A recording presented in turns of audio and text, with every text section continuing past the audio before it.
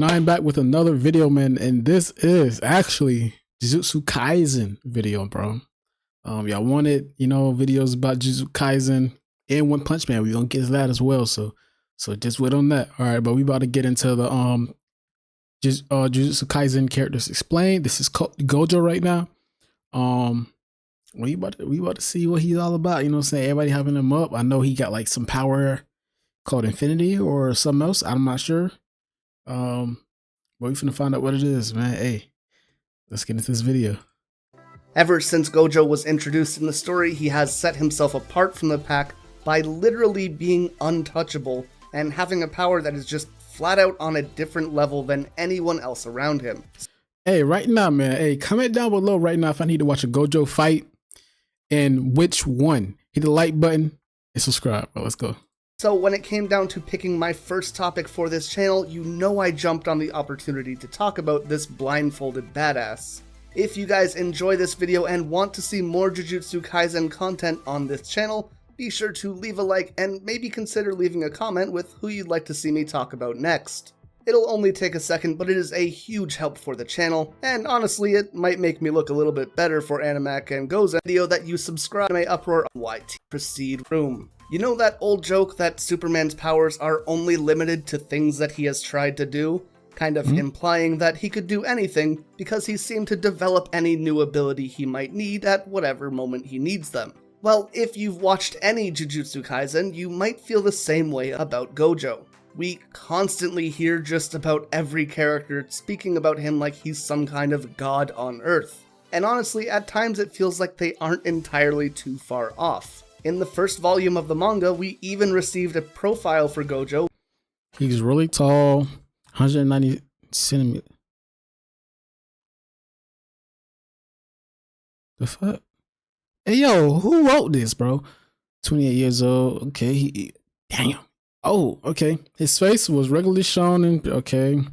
So Yaga was his teacher, who was Principal Yaga when he was a student. I thought a school or something for him. He started eating sweets as a way of stimulating. Which read, he can do anything he tries, so he tries not to get too involved with anything. According to him, this is for the sake of the next generation. This isn't he can do almost anything he tries. Gojo can do anything he tries to do. As a result of this, it can be a little bit difficult to really understand the full scope of what he can do, if there even is a full scope. That said, while he might have a limitless potential, he is not infallible. He can make a rare mistake from time to time, and it isn't like he can always save every person he comes across. Bro. We can see this most notably in the last manga arc, in which Gojo is forced to fight Jogo, Hanami, and Chose in an enclosed space filled with civilians. Despite being Gojo, he was still unable to fight freely while keeping all the people present safe. Yes, bro, is he gonna get into his powers or is he just gonna keep talking? Always incredibly talented, he also seems to be improving greatly with it. Okay, for example, just in his his power? fight with Toji Fushiguro in the flashback arc, we can see him getting absolutely bodied at first because he was unable to use his techniques to their full potential at the time. Something important to note though, is that despite his shortcomings, he was still considered to be the strongest Jujutsu sorcerer at the time. Bro, I don't know what it is, but that white hair with that purple right there just go crazy. Even outclassing Geto. All this to say that despite not being perfect, he could still make the impossible possible, and that is at the core of everything when it comes to this character, including his curse techniques. I know this goes without saying at this point, but Gojo is considered a special class Jujutsu sorcerer, putting him in the top tier of Jujutsu users. Yeah, a sorcerer? Which, I mean, as the strongest, that kind of makes sense. Wait. A shaman? Is that what? That's a shaman? And got curse speed over here. Okay. However, to really gauge the difference in power here, we can look at Geto, who was also a special class sorcerer. Geto claims that Gojo could wipe out all of humanity, and even when Gojo comes to kill him, he doesn't fight back because he knows there's no point. If I had to make a comparison, I might use the world of Dragon Ball, and we could say in this imaginary Dragon Ball universe, Goku and Krillin are the strongest people on Earth. Yes, they are both very strong, but the gap between them is monumental. Okay. Now, is the gap okay. between Gojo and Geto this much? Probably not, but you get what I'm saying. So then why Even you when ain't use asked like if he could beat Sukuna, Piccolo? Gojo responds that it would probably be a little bit draining, but he would definitely win. Is it like a Piccolo? So in terms of like Gojo, Goku, and other dude like a Piccolo type of power? Oh, that's the only one. Gohan too close of one, so I can't even say that. power, he is basically a god. But let's be real, you aren't here to hear me talk about how Gojo is physically strong enough to overpower Hanami, or fast enough to deal with 1,000 transfigured humans at once. Let's talk about the good stuff. Let's finally get into Gojo's Jujutsu abilities. And where better to start than Limitless? This is the power that makes the Gojo family so prominent. The simple definition of this technique. Okay, if he's a sorcerer, so that's like, is that like a spell type? Like, well, he said technique, so Is that it allows the user to have control over space. can any sorcerer use that, or just him? However, this can be manifested in a few different ways, with 3 standard forms and 1 non-standard variation. The bread and butter standard form, which is probably the most common to see Gojo What are those use, like is red, called that Infinity. red and blue? And if you think that having abilities called Limitless and Infinity are pretty badass, well, it's on brand for Gojo. Infinity is the neutral form of Limitless. Whenever something tries to attack Gojo, they will first come into contact with the infinity around him. He compares this to the Achilles and the tortoise paradox, and this is sometimes the Zeno paradox, but basically it says that the distance between any 2 points can be broken down to an infinite number of points between them. Thus, to move from point A to B, you need to pass a halfway point for that infinity. But between point A and that halfway point, you have another infinity being made. Thus, you need to pass another halfway point, and so on, continuing forever. This can sometimes be an argument used for the idea that movement is impossible, but I would say that common sense supersedes that, and honestly, it's generally more seen as a thought experiment than a practical idea. However, I think this is still a perfect example for how Gojo's abilities work. As objects move closer to him, they must pass through an infinity, and as such they start slowing down to the point where they seem to stop moving. They are still moving, but it's to such a minimal speed that it just doesn't matter. Gojo can also choose what's affected by this infinity. However, by now it's Okay, so he pretty much just stops them in their tracks, pretty much.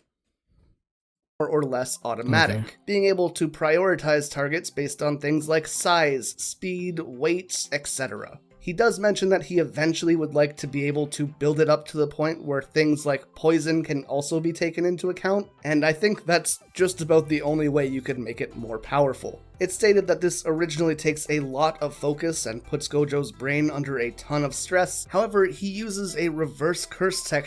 So why does he cover up his eyes?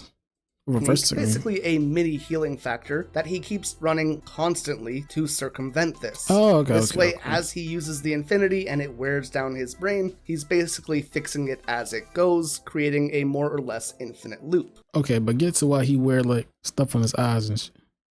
He can also use it more extensively to heal from fairly massive injuries. This would normally take a ton of cursed energy, but we'll get into that a little bit later. The next standard form of Limitless is Cursed Technique Lapse Blue. This essentially works through creating a vacuum by pumping Limitless full of negative energy.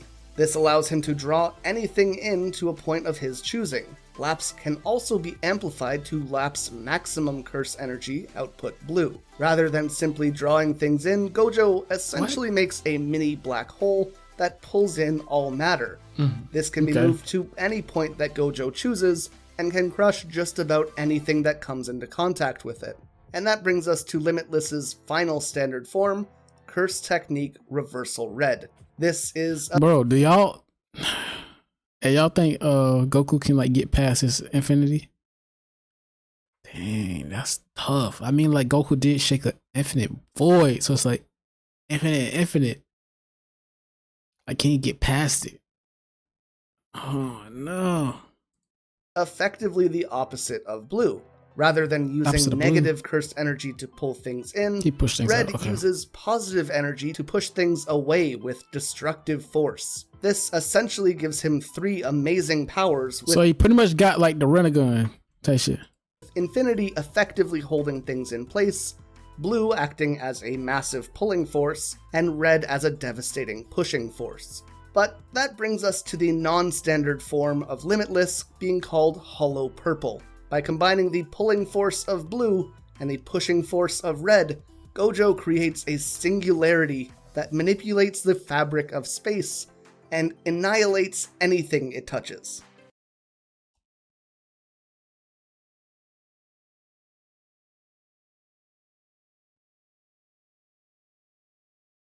The fuck?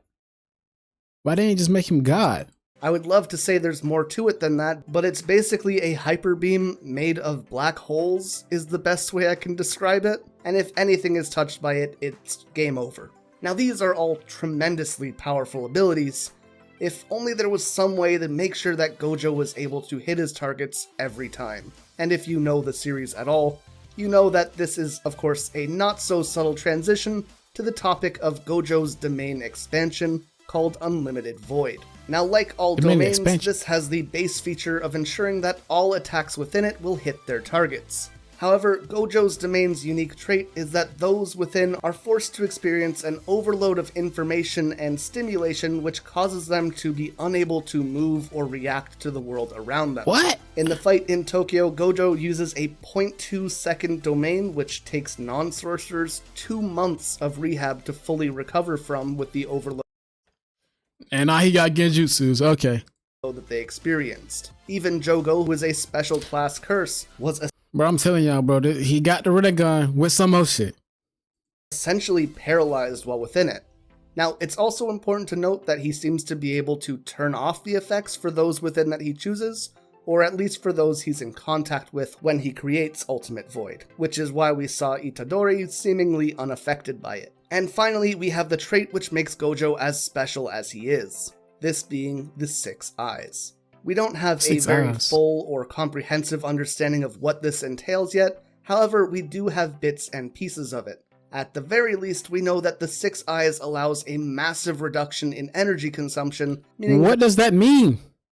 6 eyes? That he will never really run out of cursed energy.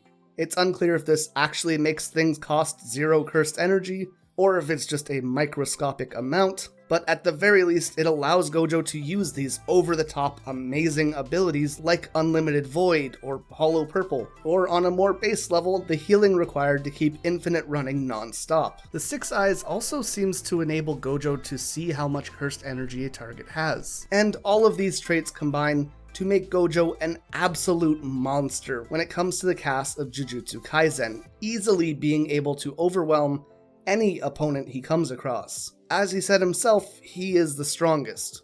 Of course, Gojo is currently sealed away and awaiting rescue from his friends. He got sealed away? That does bring into question what we learned in his profile in Volume 1. How they got you like that? Gojo can do anything if he tries. If this is true, he might even be able to free himself given enough time. But we'll have to wait and see. I think Gojo is probably in my top 3 favorite characters in the series, but I would love to know what you guys think about him in the comments down. Alright, man, I guess that's the end of the video. So, Infinity, pull and push, type shit. He create black holes. He got a blast. If he touch you, you done.